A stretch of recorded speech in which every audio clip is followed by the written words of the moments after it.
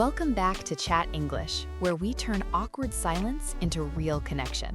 Have you ever said hello and then the conversation just dies and you hear the sound like a loud ticking clock in your head? It is the worst feeling. Your hands sweat, you look at your phone, you want to run away. I remember when I moved into my first shared apartment in London. I had practiced English for years, but the moment my roommate opened the door and said, "Hey," my mind went completely blank. I just stared at him. Today, we are giving you 3 conversation bridges. By the end of this episode, you will be able to connect any answer to a new question instantly. I am so ready for this, Jessica. That moment of silence is my biggest enemy. I feel like I have climbed a mountain just to say hello, and then I fall off a cliff immediately after. That is a very vivid image, Dave, but you are not alone. We call this the silence trap. Most learners think that when the silence comes, they need to have a fascinating story ready. They think they need to be interesting. Yes, I feel like I need to perform, like I need to tell a joke or have a cool fact about history. Actually, you don't need to be interesting. You just need to be interested. And you need a bridge. A bridge. I like that word. It implies we are getting from one place to another safely. Exactly. A conversation is just walking across a bridge together. If the bridge breaks, the conversation falls. So today, we are going to fix the bridge. Okay, so let's imagine a scenario. I am at the park. This is a classic place to meet people. I see someone, I say hello, maybe I comment on the weather, and then silence. What is the first tool in our kit? The first tool is the easiest one. It requires almost zero vocabulary. We call it the echo technique. The echo, like when you shout in a cave? Sort of. The echo technique is for when the other person uses a word you don't know, or when they give you a short answer.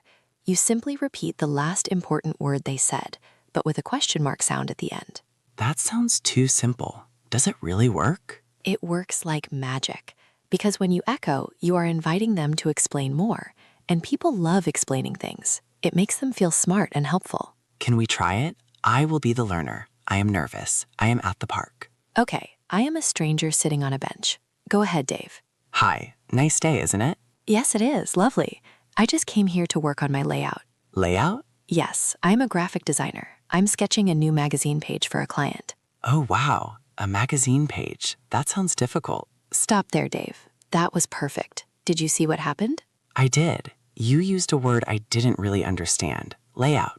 In the past, I would have just nodded and smiled and pretended to understand. And that is where the conversation would die. Because if you fake it, you have nothing else to say. But you used the echo. You said, layout? And then you immediately started talking about your job and the magazine. The door opened wide. Exactly. The echo gives the other person permission to teach you. And here's a secret. Native speakers do this all the time. If I say to you, Dave, I'm really worried about the omniverse. The omniverse? See, you did it naturally. And now I want to tell you all about my sci-fi book. That is really powerful. It takes the pressure off me. I don't need to know the word. I just need to hear the sound and repeat it. Yes, it turns your confusion into a conversation starter. But Dave, we need to practice this. It feels strange at first to just repeat a word. It feels a little like I am a parrot. A polite, curious parrot. Let's do a viewer activation here. Listeners, I want you to try this. I'm going to say a sentence. I want you to listen for the key word and then echo it back with a question mark. Are you ready? I am ready. Let's do it. Okay, here's the sentence. I'm really tired because I was up all night baking macarons. Macarons? Perfect. Now you at home try it. I will say it again. I was up all night baking macarons. Pause and say your answer. I hope they said macarons or even baking. Both work perfectly.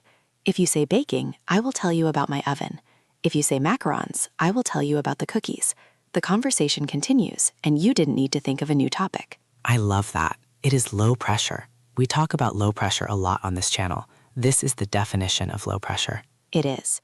But Dave, sometimes the other person doesn't use a difficult word. Sometimes they just say something very simple, and you can't really echo good or yes. That is true. If I say, "How are you?" and they say good, and I say good, they will think I am crazy. Right, so for that situation, we need the second tool. This is called the speaking of bridge. The speaking of bridge. How does this one work? This is for when you want to change the topic, but you don't want it to be sudden. You use the environment or the current situation to build a bridge to a new topic. The phrase is speaking of topic. Can you give me an example? Imagine we are at a coffee shop. That is a hard place to talk sometimes. Okay, we are waiting for our drinks. You start. This line is so long today. It really is. I've been waiting 10 minutes. Speaking of waiting, do you have any big plans for the weekend, or are you just relaxing? Oh, nice transition. You used the wait to jump to the weekend. Did it feel natural? Very natural. Because waiting implies time, and weekend is about time, so the bridge is logical. I see. So I don't just say, "Do you like baseball?" out of nowhere. No, that would be shocking. You use what is around you.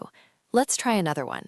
Imagine we are outside and it is cold. Okay. Brr, it is freezing today. It is. I should have brought a warmer coat. Speaking of coats, I really like yours. Is it vintage? Oh, thank you. Yes, I got it at a market. Boom. Now we are talking about fashion and markets. Exactly. You used the cold weather to talk about the coat. That is the bridge. Speaking of allows you to change the direction of the chat without it being awkward. I feel like this is a superpower. You can literally connect anything. You can. If you are eating, you can say, speaking of food, have you tried that new pizza place? If you are listening to music, speaking of music, do you play any instruments? It prevents that dead silence where you are just standing there looking at your shoes. Yes, and it shows you are confident. It shows you are leading the conversation, not just following it. Leading the conversation. That sounds scary for a beginner, Jessica. It is actually easier, Dave. When you lead, you get to choose the topic. If you love pizza, you can bridge to pizza. If you love movies, you can bridge to movies.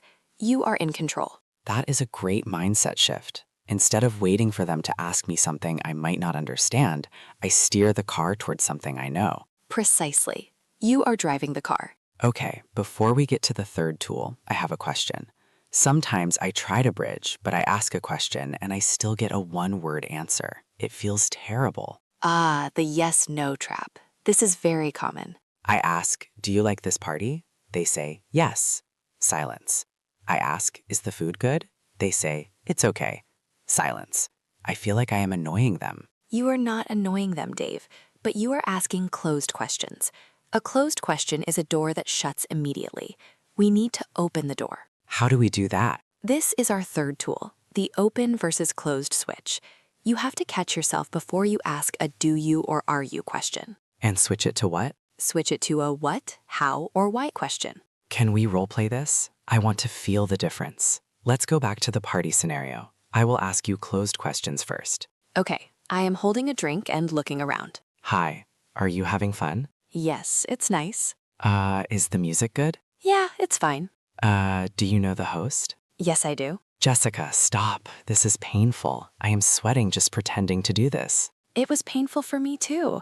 I wanted to say more, but your questions were so small. I only needed to say yes. Okay, let's fix it. I will use the switch. I'm going to turn those into open questions. Ready when you are. Hi, how do you know the host? Oh, we went to university together years ago. We studied biology. Wow, biology. What do you do now? I'm actually a teacher. I teach high school science. That is so much better. How do you know the host gave me a whole story? University, biology, years ago? Yes, you gave me space to tell a story. Do you know the host is a yes or no. How do you know the host is a story. And then I asked, what do you do instead of are you a teacher? Exactly. Are you a student? No. Conversation over. What do you do? I am an astronaut. Conversation starts. Imagine meeting an astronaut at a party. That would be cool. Speaking of astronauts, have you seen that new space movie? Hey, you just used the bridge. I did. See how natural it is? I heard astronaut, I thought space movie, I used speaking of. It connects everything together like a chain. It really is a chain. And once you have these three links, the echo, the bridge, and the switch, you can keep the chain going forever. This is amazing. But Jessica, I have to be honest. Even with these tools, sometimes my brain just freezes. I forget the English words, I forget the grammar, and I just need a moment to think.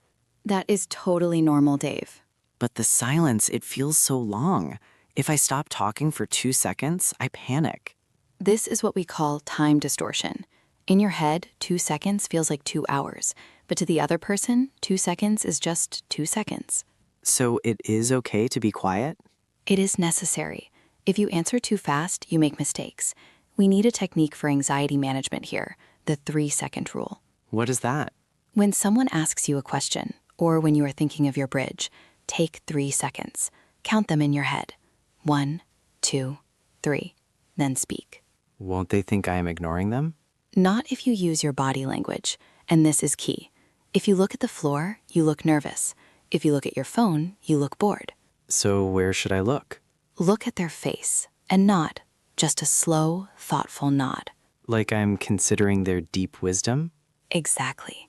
If you nod slowly while you think, you look intelligent. You look like you are translating their words into deep meaning, not just translating English grammar. That is a great trick, the intelligent nod. It buys you time, and it calms you down. When you rush, your brain closes. When you slow down, your brain opens. I'm going to try that. The next time I feel the panic, I'm going to nod, count to 3, and then use a bridge. That sounds like a perfect plan. You know, Jessica, we've talked about so many strategies today. I feel like I have a toolkit now. I don't have to be afraid of the silence. You don't. Silence is just the space between the bridges. Before we wrap up, I want to remind everyone that if you are enjoying these practical tips, please consider subscribing to Chat English. We release new conversation guides every week to help you speak like a real person, not a textbook. Yes, and hitting the like button helps us find more students like you who want to build their confidence. Okay, Jessica, let's look at what we learned today. We started with the fear of silence. The silence trap. And we learned that we don't need to be interesting, we just need to be interested. Right. And we do that with the echo technique. When you hear a new word or a short answer, repeat it with a question mark. Macarons? That invites them to explain. Then, if we want to change the topic, we use the speaking of bridge. We connect the environment to a new topic. Speaking of coffee. And finally, we stop asking conversation killers. We switch yes-no questions to open questions using who, what, where, why, and how. And if we panic, we use the intelligent nod and the 3-second rule. You got it, Dave. It is all about staying calm and using the tools. I feel much better. I actually want to go back to that park and find the lady with the layout. You should. She probably has a lot to say about magazines. I'm going to find my shoes and go to the park right now. Have fun, Dave. But wait, before you go, we have a challenge for our listeners. Oh, I love the challenges. What is it this week? We want to practice the speaking of bridge. Okay, how? In the comments below, I want you to complete this sentence. Speaking of weekends, I usually, and then tell us what you do. Oh, that is a good one. Speaking of weekends, I usually go hiking. Speaking of weekends, I usually sleep until noon. See, we just learned something new about each other. Exactly. So write your bridge in the comments. We read every single one. Thank you so much for listening today. We hope you feel brave and ready to kill the awkward silence. We really do. Go out there and build some bridges. See you next time, everyone. Bye.